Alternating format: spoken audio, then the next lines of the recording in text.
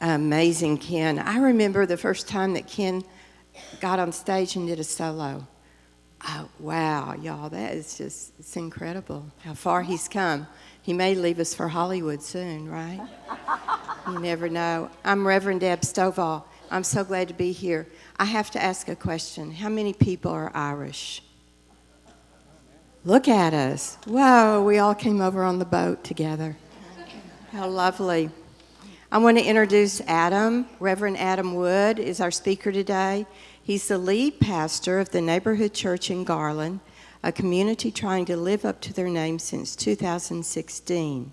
Having served in a variety of ministry roles for nearly 2 decades, Adam is passionate about storytelling, spiritual formation, and cultivating spaces of belonging for our undersourced and unhoused neighbors.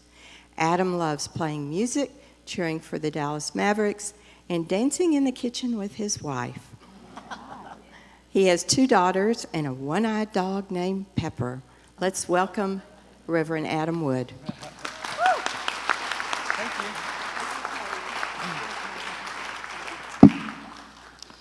Thank you. I think my bio might have included Debbie Thomas's nephew. Is that okay? Yes. She's here front and center, so thank you. Thank you for having me this morning. I'm so grateful to be here. This is such a welcoming community. We came years ago to a few church carnivals where my daughters spent most of their time over here with the petting zoo, and I spent most of my time out there at the cakewalk. We've had family gatherings in your fellowship hall, and I've been on this stage before a couple times to share some stories at memorial services for my Uncle Bob and for my Grandma Joanne. So not only am I grateful to be here sharing some stories with you this morning, I am grateful for the community that Unity has been to my uncle, to my grandmother, and to my aunt. So thank you for this warm welcome. Thank you for having me. This morning, I want to share a story from the Gospel of Matthew, chapter 9. We get a glimpse in this story of the kind of community that Jesus was cultivating. And my hope is that we might be inspired by this community to go and do likewise, to offer love for free, without reservation, without condition, no matter who we encounter. The title of my talk is Setting Longer Tables, and let's see what table we find in Matthew chapter 9. Let's take a look. Beginning in verse 9. As Jesus went on from there, he saw a man named Matthew sitting at the tax collector's booth. "Follow me," he told him. And Matthew got up and followed him. While Jesus was having dinner at Matthew's house, many tax collectors and sinners came and ate with him and his disciples. When the Pharisees saw this, they asked his disciples, "Why does your teacher eat with tax collectors and sinners?" On hearing this, Jesus said, "It is not the healthy who need a doctor, but the sick." Y'all ready for this sick burn? Jesus says to the experts in the law and the prophets, "Go and study the law and the prophets." Ready? "Go and learn what this means." He quotes Hosea. "I desire mercy, not sacrifice. For I have not come to call the righteous, but sinners." Setting longer tables. One of my heroes is a Jesuit priest named Father Gregory Boyle. Do yourself a favor, get out Amazon, and add the book Tattoos on the Heart to your wish list. Better yet, buy it right now. You can watch me on YouTube tomorrow. Father Greg Boyle is a Jesuit priest who was assigned a parish in the poorest area of Los Angeles in the 1980s.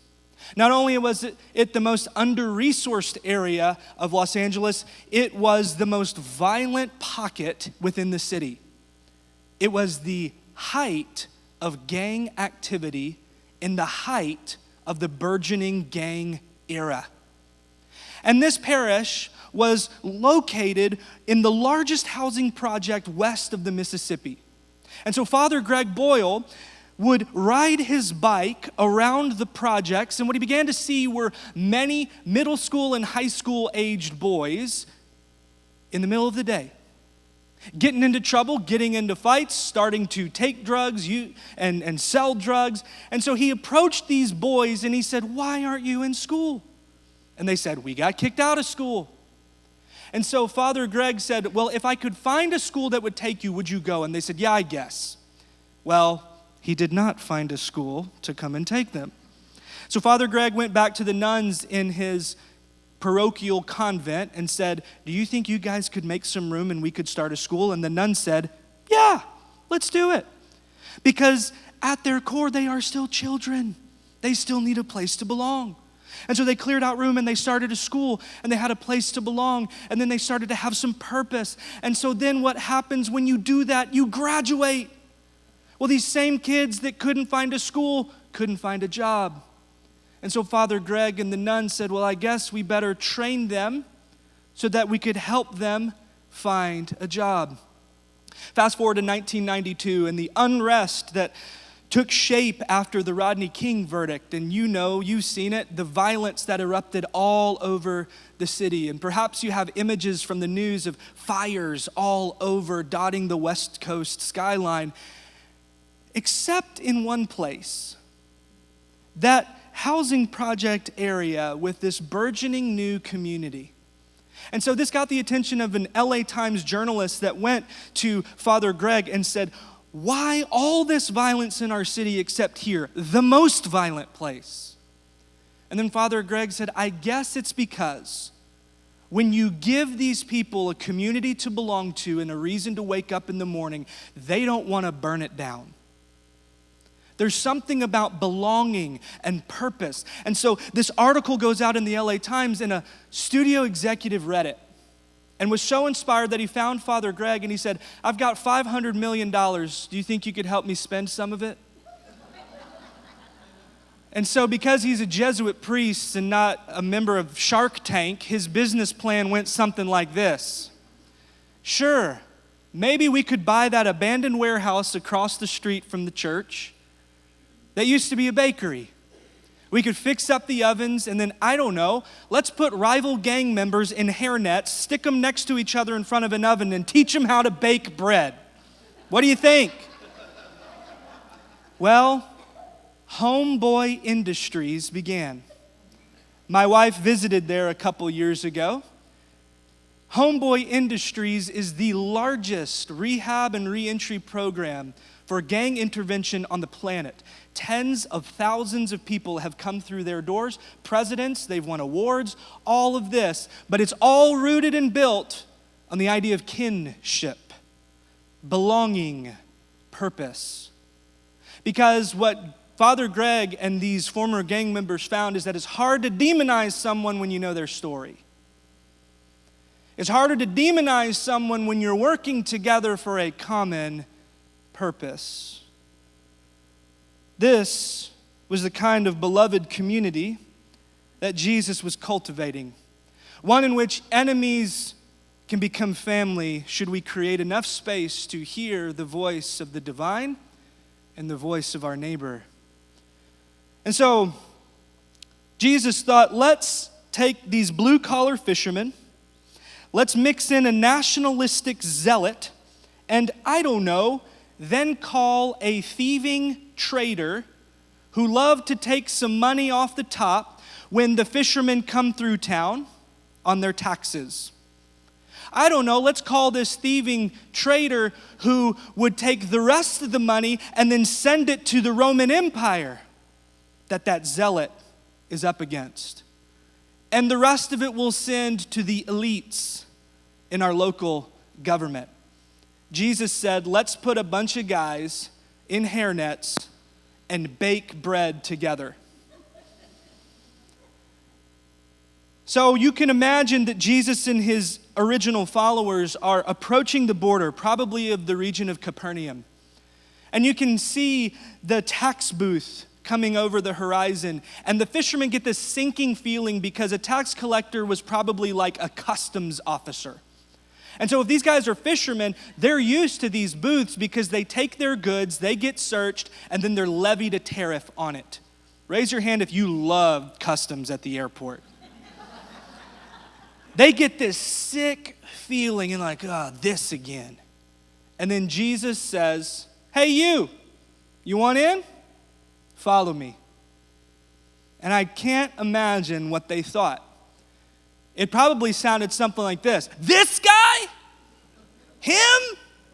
What? But that's not the most incredible thing. The most amazing thing is what happens next.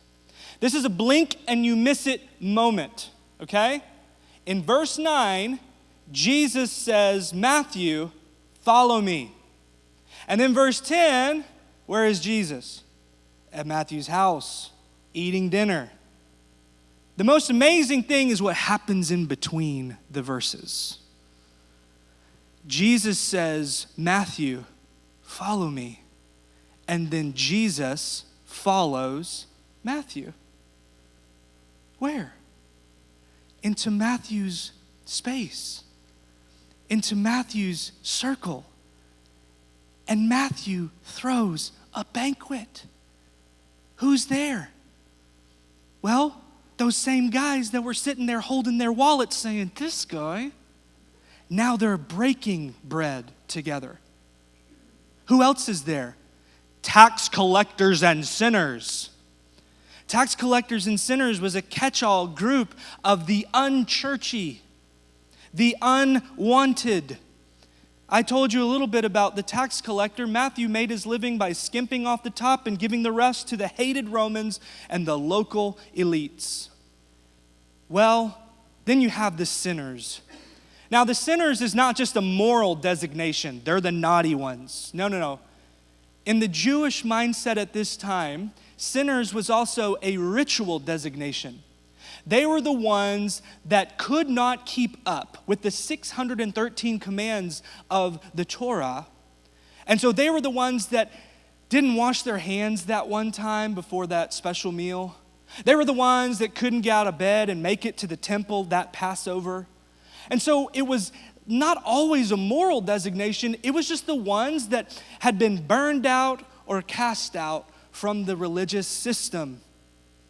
And so tax collectors and sinners found a community amongst themselves. And now all of a sudden their community was broadening by this teacher and these disciples that were once suspect of each other. And so how can this kind of community exist? Well, it's because divine love exists.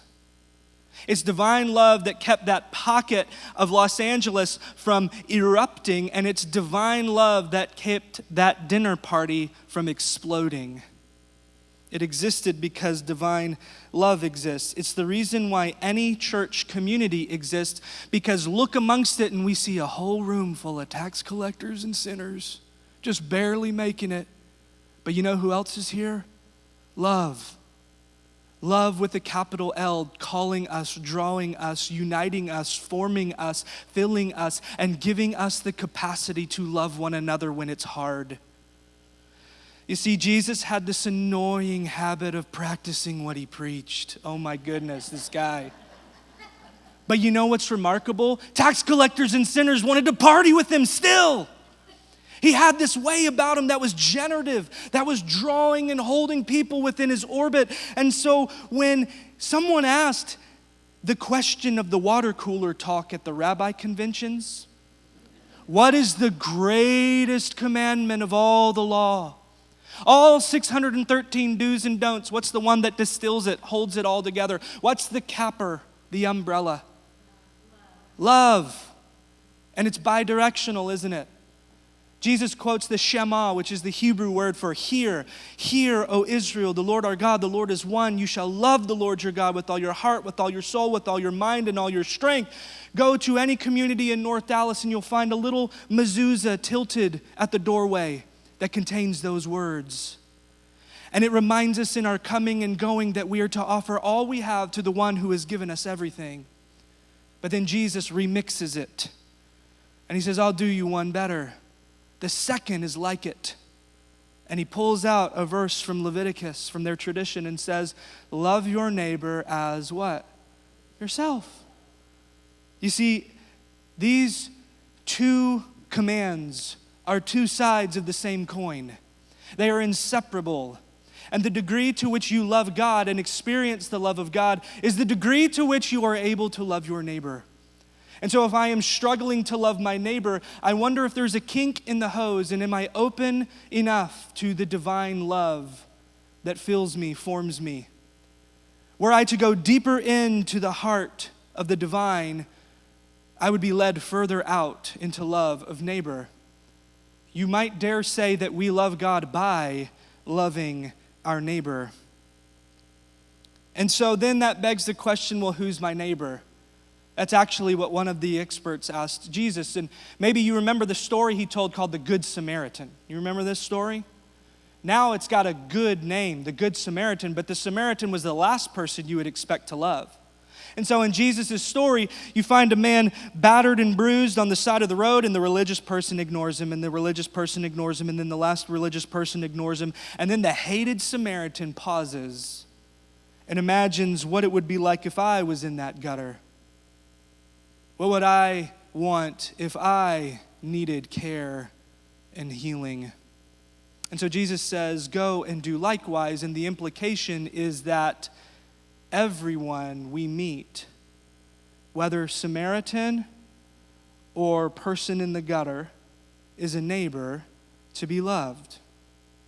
And so when asked the question, who's my neighbor, we all started to think, well, probably the person I share a bed with, probably the 2 other 3 or 4 little people that share a bed in the other room or in the dog kennel, like my one-eyed dog Pepper. I can love them all right most days.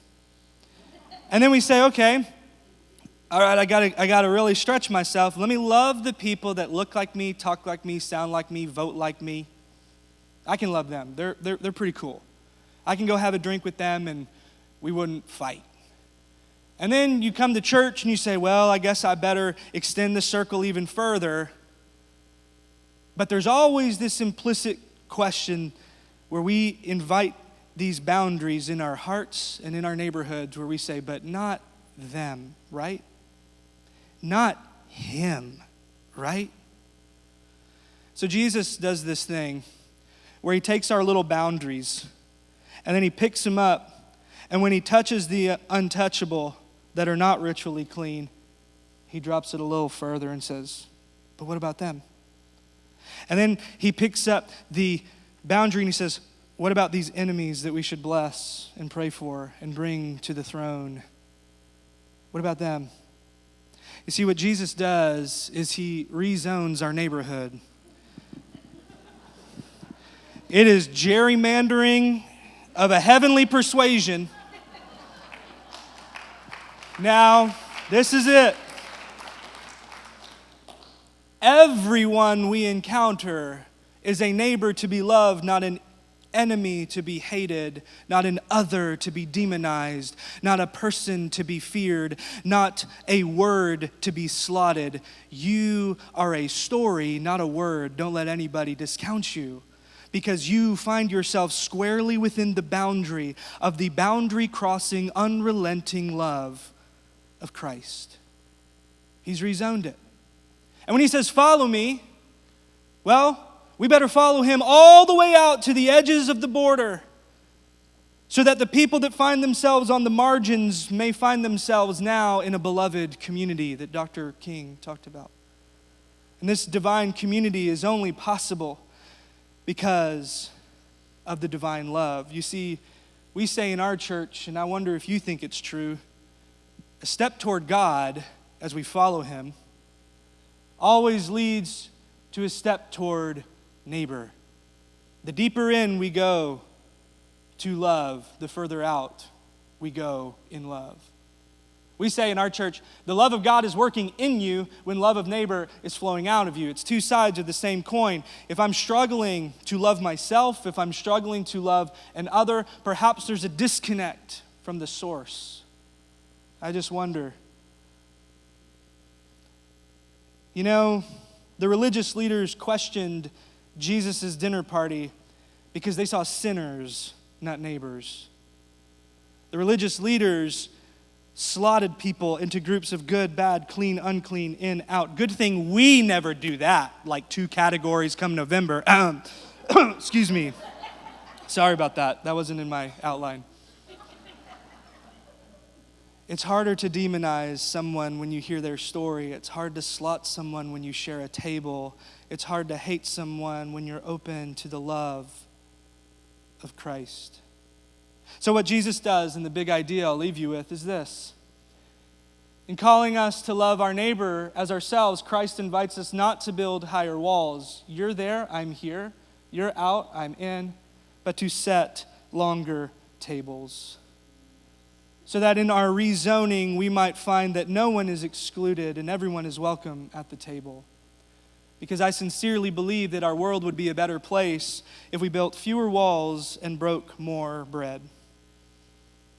That's why Jesus' sassy response, go and learn, Hosea, I desire mercy, not sacrifice, is effectively saying this.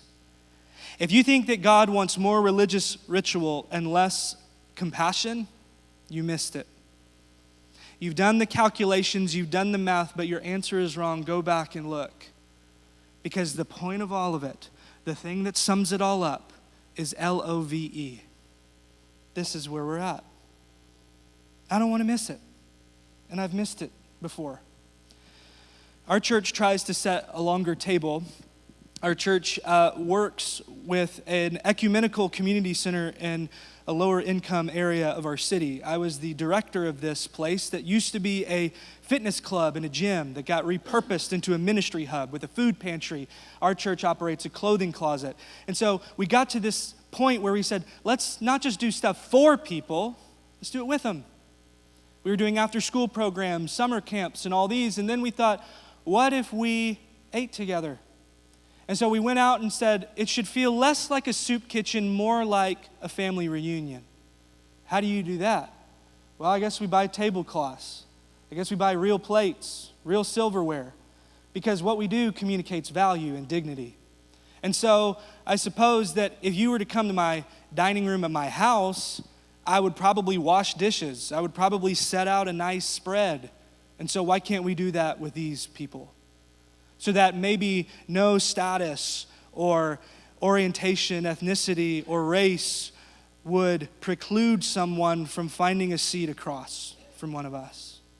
And so we called it the neighborhood table because we're the neighborhood church and it sounds fun, right? Branding, I don't know. But we just thought, let's try to make something within this community to break down these walls and set a longer table. And so we had live music. And one night early on in this endeavor, I was doing music. I'm a guitar player, a singer. And so I was doing the ministry thing, and I was singing happy songs, and it was the background music. There's 80 to 100 people buzzing around, eating, laughing, kids running around, and I'm up there in the PA singing over it all, doing the good ministry thing, you know? And then I see my wife and 2 daughters leave from the main room and head out toward the lobby. And then a few minutes later, I see another person leave. Then Amy, my wife, comes back and she's gathering up things, and then another 2 people go with her. And then I just see like our church people like vacating the premises where the actual church stuff is happening. And I'm sitting there singing these songs, kind of side-eyeing this whole scene. And only later did I realize that what had happened was my wife and 2 daughters had exited the cafeteria area, and they had gone to the lobby, and they had encountered a person that we had seen around but hadn't met yet. And so this was a person that slept outside in the breezeway of this place. And she was there at our Easter service outside. We brought her coffee and donuts, so we were setting up. And so she had heard the ruckus, and she came in, and my wife and daughters found her on the way to the bathroom, and they said, "Hey, how are you doing?" And she said, I'm okay. What is all this? Well, I said, "It's a community dinner. Come on in, have a seat. We have hot food ready for you." And then she took like one step, and then she paused. And I think all of a sudden she realized where she was.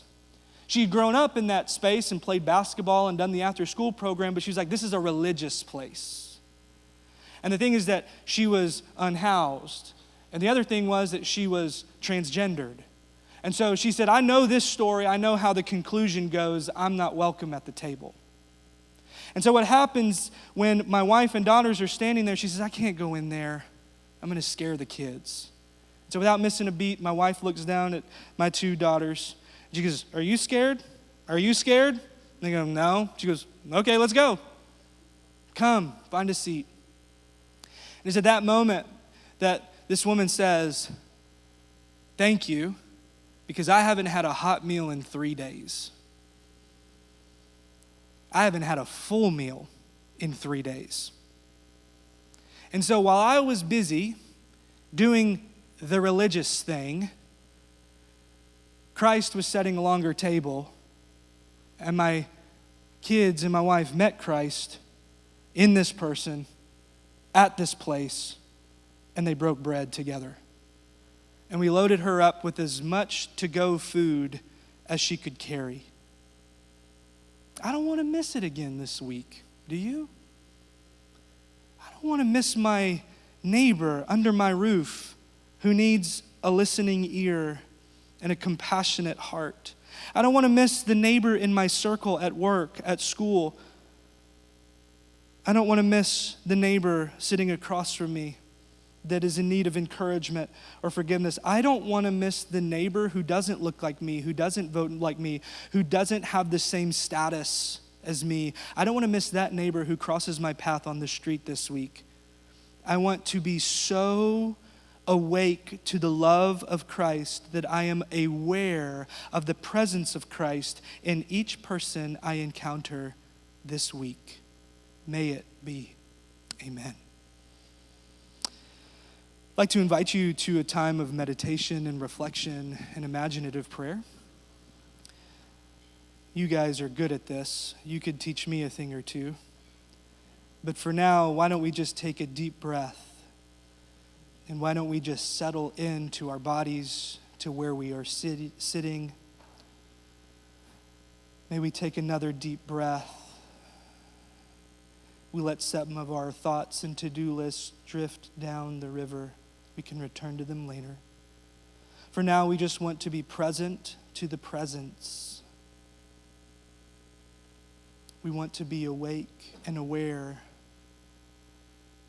We take another breath. And perhaps you go back in your memory to the last time that you felt truly welcomed at a table. That last late night dinner party. That last time you laughed so hard you cried. Who are you with? When was it? That last time that you just sat back in your chair and you said, it is so good to be here. Hold that in your mind. Take another breath. Feel it. And now I just wonder if you could sense or see something of the divine in and around that space. And now we're leaning in, we're holding that presence within and without.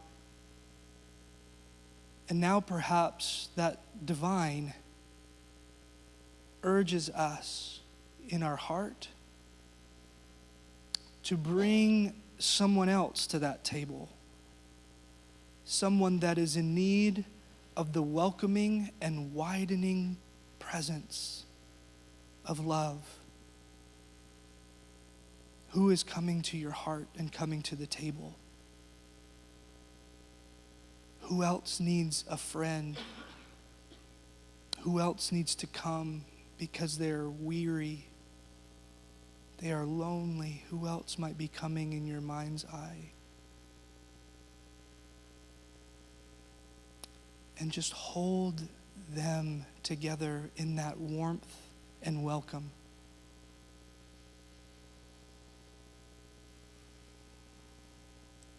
And before you even consider the ways that you might bring that into your week, just hold on for a moment in gratitude that the divine loves to meet us at our table, in our laughter, in our joy. For Matthew, this was a healing story. He may not have been blind, he may not have been deaf, but this was healing because he had been welcomed. May we embrace the welcome of God in an ever-widening circle. May we keep following the source of love so that love might follow us into this week ahead. May we leave room at our tables and in our hearts for those who are the least, left out, and lonely. May it be. May it be.